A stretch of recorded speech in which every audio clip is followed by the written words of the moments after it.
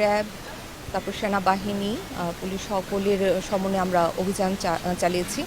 3টি প্রতিষ্ঠানে গিয়েছিলাম। প্রথম যে প্রতিষ্ঠানে গিয়েছিলাম সেটা ফারুক ট্রেডার্স। সেখানে আমরা অনেক ধরনের অসঙ্গতি পেয়েছি।